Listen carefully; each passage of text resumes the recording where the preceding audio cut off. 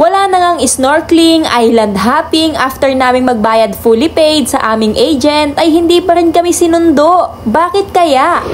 Stranded kami dito sa Nagsasa Cove, Zambales. Ayan o, nakapagsundo sila. Samantalang kami, hindi kami masundo kasi daw malakas na. Ano to?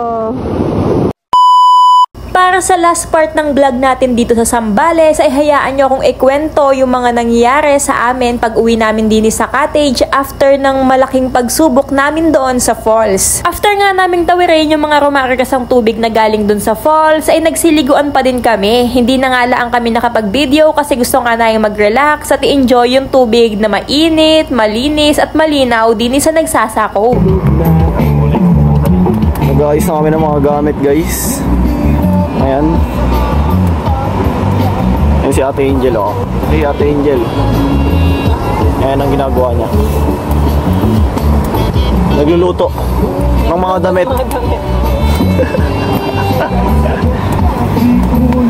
Ayan, pinapatuyo namin yung mga damit namin, guys. Yung kanin, ito yung tubig namin. At syempre, sound trip natin, guys. Hindi mawawala yan. Ito kape para buwas. Yan, mga kailangan buwas. Alright, nakanda na. Si Kuya Troy, pinapatuyo niya yung kanyang pwesto. At syempre, ito, special guest natin, si Doggy. Uy, special guest natin for today's video. Let's go, Doggy Doggy. Tuwa siya. Binablog siya. That's it. Time check ulit. 7:35 at nandito na isa ating player. Yan, ano masasabi mo ya sa vlog natin? Sabi sa vlog natin ya. Ayos. Traumatic experience.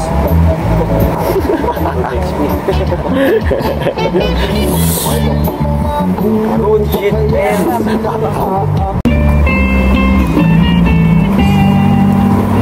So yun na nga, guys, no? Tubig. Dali. Diba may maliit sa ulit yung tubig, take pa niya ng minute. What's up mga katropa? Pinupurify namin. Para malinis, distilled na yan. Pwede na ibenta yan, no? Benta na natin dito. Benta natin sa mga kapitbahay. Baka wala silang tubig na malinis. Sa isang baso. Yan ang tinatawag na forest. Ayan, step 1, kuha ka ng tubig. Unpurified water na lang, guys. Alkaline. Tapos lulutuin. Tapos papalamigin. Pwede nang inumin. Kasama yung gin natin. Yo guys, so dito ako sa loob ng tent. Ayan. At inabot kami ng bagyo dito sa Zambales.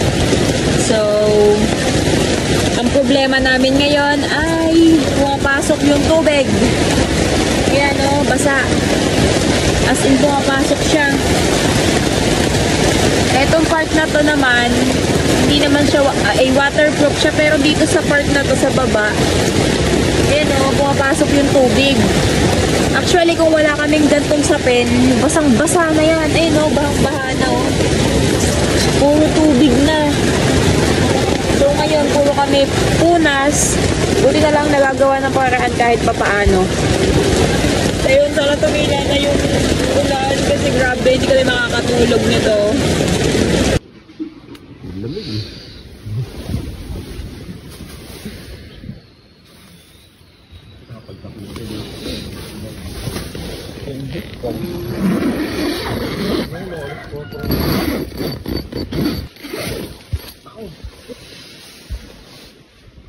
Present na lang. At tubig.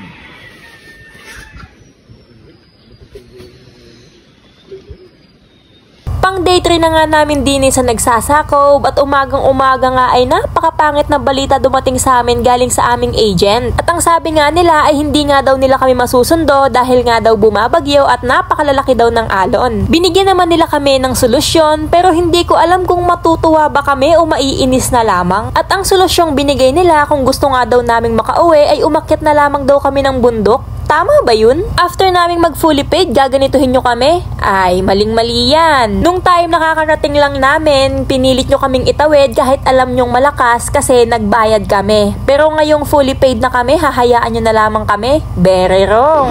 Stranded kami dito sa Nagsasa Cove, Zambales. Kasi hindi daw kami masundo at malalaki na daw yung alon. Ayan o, hindi daw kayo masundo kasi malalaki na yung alon. Pero itong bangkang to galing Pundakit. Yung Pundakit kung saan yung pier, kung saan kami sumakay punta dito, ay nakapagsundot. Ang liit pa nung bangka oh. Ayan o, nakapagsundo sila. Samantalang kami, hindi kami masundo kasi daw malakas na. Eh ano to, nakapagsundo ng 4 na guest. Time check 8:30. Ano yan? Ayun na, paalis na sila. Papunta na ulit silang Pundakit. Sana all nasundo. Baka hindi pa to fully paid kaya nasundo kami. Kasi nag fully paid kaya hindi masundo eh. Ayan, so balik na sila doon sa Pundakit. Ang liit-liit pa ng bangka, okay na ya.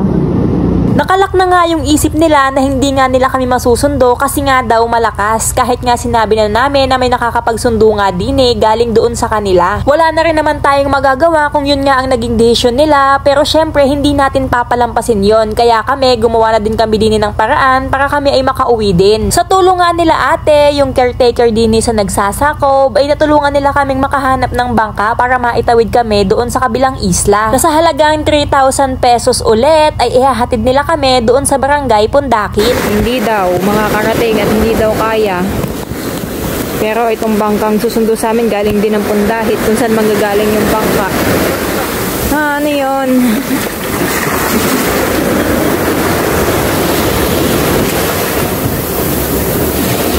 Labo. Oh! Ito yung uyan na.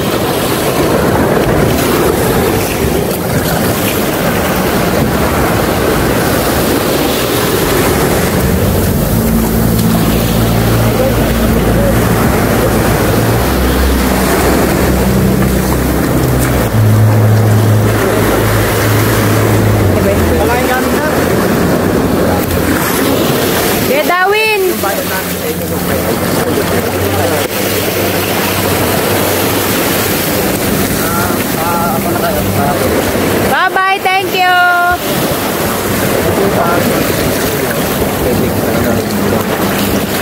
Salamat. Salamat.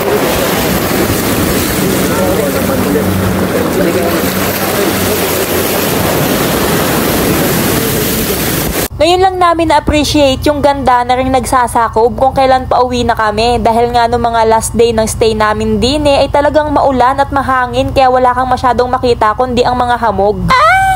Ang ganda mo Nagsasakob! Grabe! Dun sa agent namin. Nasaan yung malakas din Pakihanap nga!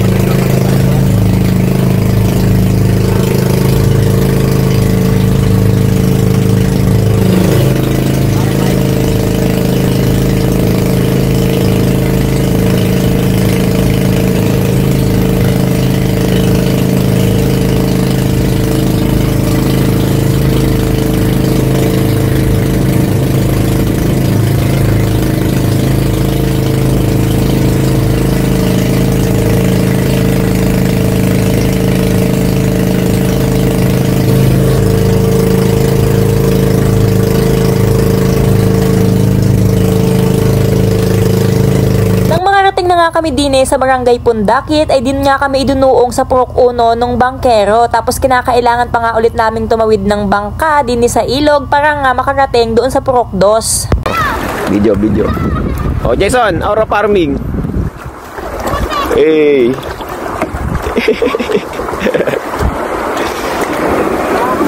Aura Farming.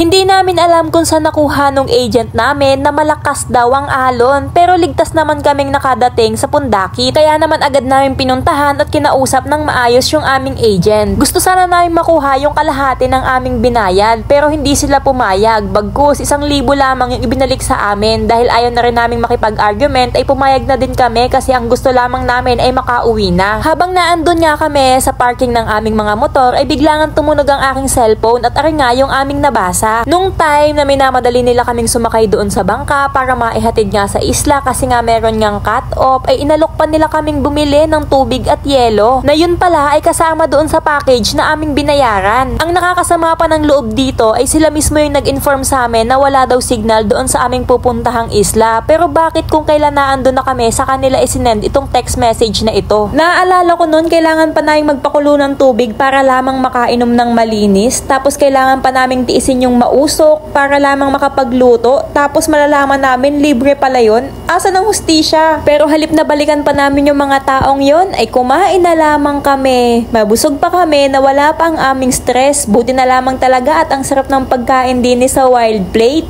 Hindi ito sponsored guys ha, talagang masarap lamang yung pagkain nila dito. Ang cozy ng loob eh.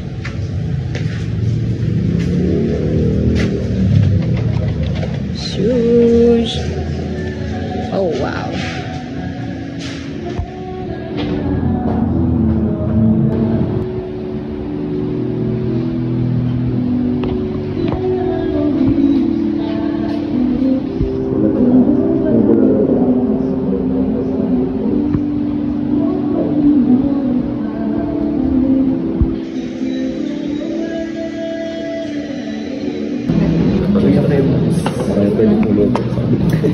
Ay, dito. Sige, gitna nyo. Bango. Sabaw. Alam ko nakataon sa lobster. Umiyan na.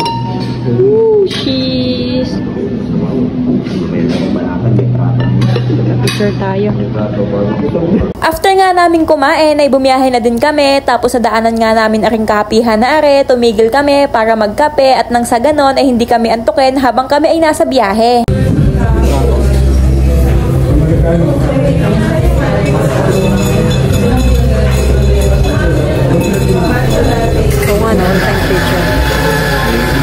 Hindi man naging maganda yung naging agent namin doon sa barangay Pandakit, ay naging masaya at memorable naman yung pagstay namin din sa Nagsasakob, Zambales. Kahit pa merong mga kaunting pagsubok ay hindi kami pinabayaan na nung caretaker, lalo na nung aming tour guide na si Kuya Dawin. Maraming salamat sa inyo at kung mapagdesisyonan man namin na bumalik ulit ay kayo na ang aming kokontakin. Ayun lamang guys, maraming salamat sa pagsama hanggang dulo sa trip namin na ere. Hanggang sa susunod na video. Don't forget to like, share, and follow this video. Bye-bye! Peace!